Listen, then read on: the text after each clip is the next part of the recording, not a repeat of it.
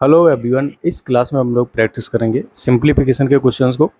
और सिंप्लीफिकेशन के क्वेश्चन को आप कैसे एलिमिनेट कर सकते हैं और बहुत शॉर्ट टाइम में आप उसका आंसर निकाल सकते हैं, इस क्लास में मैं आपको सिखाने वाला हूँ। ठीक है, क्वेश्चन लगाना शुरू करते हैं। जैसे कि पहला क्वेश्चन ये दे रखा है।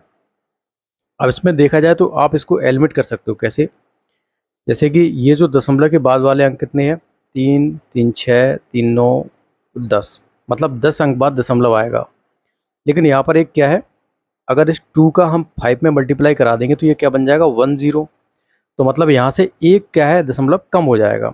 ठीक है, एक दशमलव यहाँ से कम हो जाएगा। तो इस बात का आप उद्देश्य जाए तो कितनी, तो जब एक जीरो पीछे पहुँच जाएगा तो मतलब हमारा जो दशमलव है वो कितने अंक बाद आएगा, 9 अंक बाद आ जाएगा। तो 9 अंक किस में दे रखे हैं, क्या इसमें आपको दे रखे हैं? इसमें भी नहीं दे रखे हैं। इसमें कितने दे रखे हैं, 1, 2, 3, 4, 5, 6, 7, 7। अपना जो ऑप्शन है वो करेक्ट हो जाएगा। तो हमने कोई सॉल्व भी नहीं किया और हमारा आंसर आ गया। तो सिंप्लीफिकेशन क्वेश्चन को आपको इसी प्रकार से सॉल्व करना है। ठीक है, चलिए नेक्स्ट क्वेश्चन करते हैं।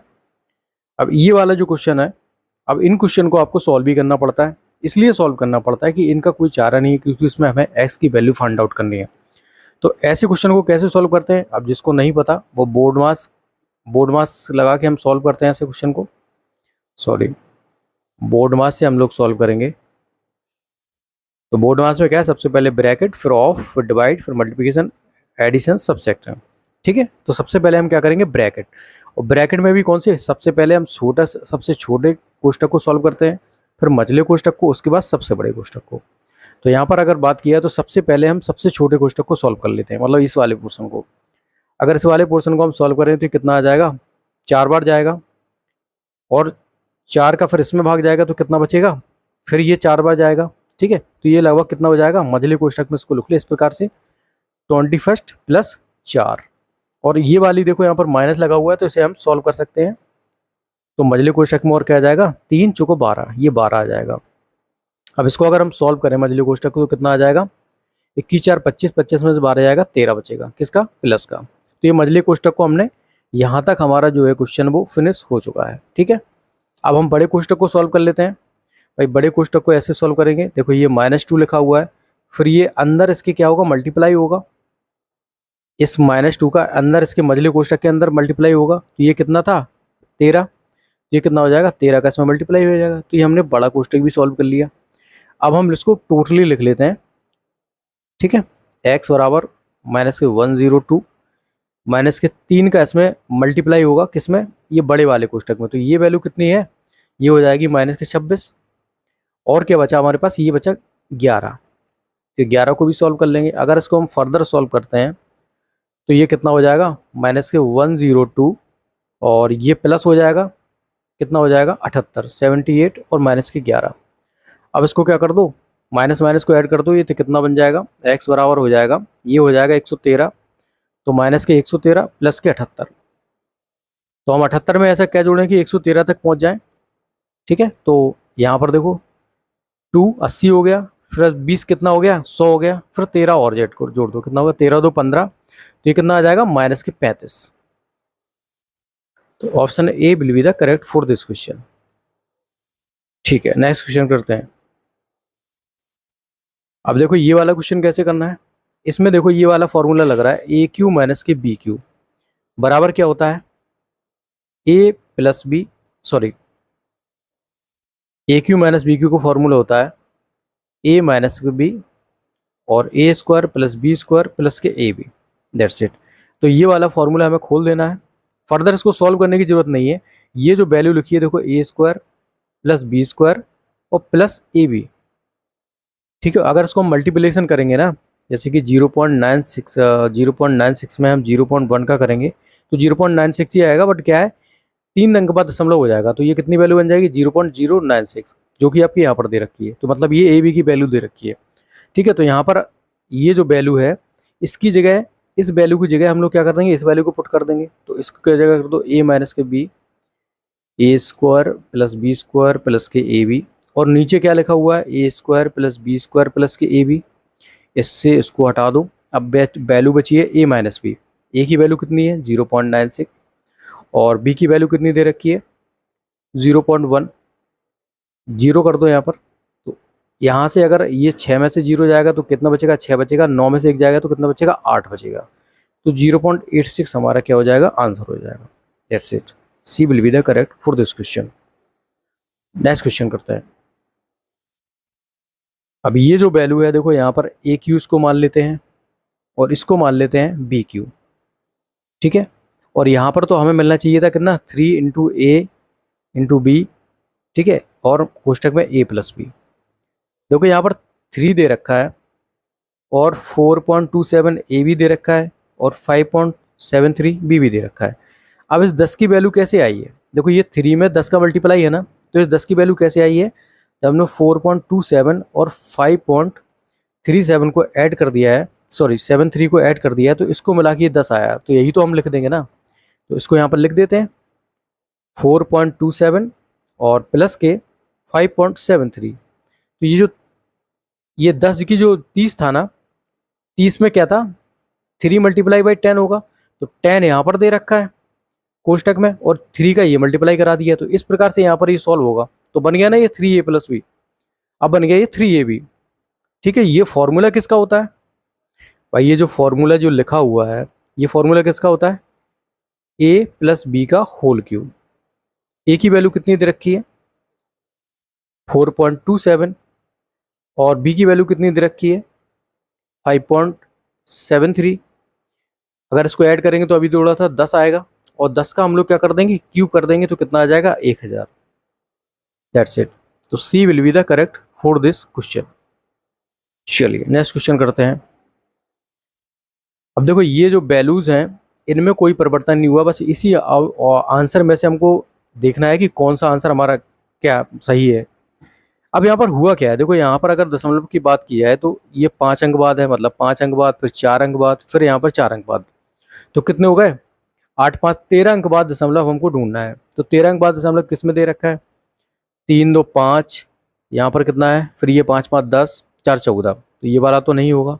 यहाँ पर देखो 3 और 5 8 और 5 13, तो इस वाले ऑप्शन में क्या है, सही हमारा क्या है, आंसर दे रखा है।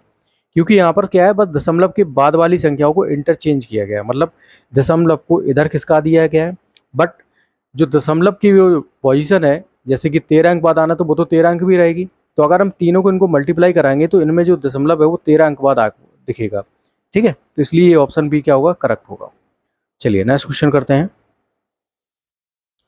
इस वाली क्वेश्चन को सॉल्व करना है, तो कैसे करेंगे, 0.17 पी स्क्वायर बराबर क्या कर दो, 17 कर दो। फर्दर इसको सॉल्व करेंगे तो कितना हो जाएगा, सॉरी पी स्क्वायर है, तो ये 17/100 कर दो यहाँ पर, और ये हो जाएगा 17 मल्टीप्लाई बाई पी स्क्वायर। 17 से 17 हटाओ, पी स्क्वायर बराबर हो गया 1/100। तो कि पी की वैल्यू कितनी आ जाएगी, 1/10, जो कि अगर 1/10 कहीं दे नहीं रखा है तो ये कितना हो जाएगा, पी बराबर 0.1। जब इसको ऊपर लाएंगे तो एक अंक बाद दशमलव आ जाएगा, तो 0 पॉइंट किस में दे रखा है, ऑप्शन ए में। That's it. नेक्स्ट क्वेश्चन, निम्नलिखित को हल कीजिए। इसको हल करना है तो सबसे पहले क्या करेंगे, जब भी ऐसी पोजीशन दे रखी हो तो जो लास्ट वाला टर्म है उसमें हम सबका भाग देते हैं। तो ये कैसे हो जाएगा, 684 डिवाइड बाई 1/9, फिर मल्टीप्लाई बाई 1/0.5, ऐसे करना है इसको, ठीक है। तो 9 से अगर इसको हम काटेंगे तो कितना आ जाएगा, 9 पना 45, 9 6 54, 9 7 63, 9 7 63 हो जाएगा, 5 बचेगा, 9 6 54 बचेगा, ठीक है। अब 76 और यहाँ पर 0.5 दे रखा है, तो यहाँ पर 0 आ जाएगा। इसको फर्दर हम अगर सॉल्व करेंगे तो कितना आ जाएगा भाई, 5 एकम 5, 2 बचेगा, 5 25, 5 दूनी 10, कितना आ जाएगा, 152। So D will be the correct for this question. चलिए नेक्स्ट क्वेश्चन करते हैं। चलिए इस वाले क्वेश्चन को भी सॉल्व करना है, तो इस वाले को भी कैसे करेंगे, बोर्ड मास लगा के। भाई बिना बोर्ड मास के आप सॉल्व नहीं कर सकते क्वेश्चन, इसको आपको रट लेना है। तो बोर्ड मास के अनुसार सबसे पहले क्या सॉल्व करेंगे, ब्रैकेट। ब्रैकेट भी कौन सा, सबसे छोटा, फिर मजला, फिर सबसे बड़ा। तो सबसे पहले हम लोग सबसे छोटा ब्रैकेट सॉल्व करेंगे तो कितना आ जाएगा, 13 में से 5 जाएगा, 8 बचेगा। तो अब ये मजला कोष्टक में ये संख्या जो आएगी वो क्या आएगी, 5। गलती मत कर देना, यहाँ पर बोर्ड मास का मतलब भी यही है कि सबसे लास्ट में होता है सब्ट्रैक्शन, वरना आप ऐसा करने लगो कि 5 24 में से 5 को हटाने लगो या, ठीक है ना। तो ये नहीं करना है हमें, सबसे पहले क्या करना है, इससे पहले क्या आएगा, डिवाइड आएगा, डिवाइड के बाद मल्टीप्लिकेशन करेंगे, फिर एडिशन करेंगे, फिर सब्ट्रैक्शन करेंगे, तो घटाना सबसे लास्ट में होगा। इस क्वेश्चन में मुझे पता है यही गलती होने वाली है। तो 5 माइनस के 24 और ये कितना हो जाएगा 8। तो ये आ गया मझले कोष्टक वाला। इसको फर्दर अगर हम सॉल्व करें तो कितना बचेगा 5 माइनस के 3। तो मझला कोष्टक भी सॉल्व कर लिया। फर्दर इसको हम लिखते हैं तो ये कितना हो जाएगा 6 और ये बचेगा 2 प्लस का, तो ये कितना हो जाएगा माइनस का, यहाँ पर मल्टीप्लाई गुणा हो जाएगा तो कितना बचेगा माइनस का 2, दैट्स इट। तो कितना बचेगा 4। तो C will be the correct for this question. चलिए नेक्स्ट क्वेश्चन करते हैं। निम्नलिखित व्यंजन का मान ज्ञात कीजिए। तो सबसे पहले देखो हम लोग क्या करेंगे, बोर्ड मास इसमें भी लगाएंगे। अब बोर्ड मास में सबसे पहले हम लोग सॉल्व करते हैं ब्रैकेट को, वो भी सबसे छोटा, फिर मझला, फिर उसका सबसे बड़ा। अब देखो ये मझला जो सबसे छोटा ब्रैकेट ये वाला है, इसको सॉल्व करेंगे तो देखो यहाँ पर ये लाइन दे रखी है। इसका मतलब है कि ये जो चिन्ह दे रखा है ना, ये दोनों में सेम दे रखा है। तो ये एक्चुअली जो संख्या है वो माइनस के 8 दे रखी है, ठीक है। इस माइनस चिन्ह का जो गुणा है वो यहाँ पर हो जाएगा दोनों में। तो ये कितना बचेगा 6 माइनस के ये कितना हो जाएगा -5 -3 कितना हो जाएगा 8। तो ये बचेगा -2। अब ये मझले कोष्ठक में माइनस और ये हो जाएगा -2, और -2 कितना हो जाएगा -2 कितना हो जाएगा +2। ये हो गया 11।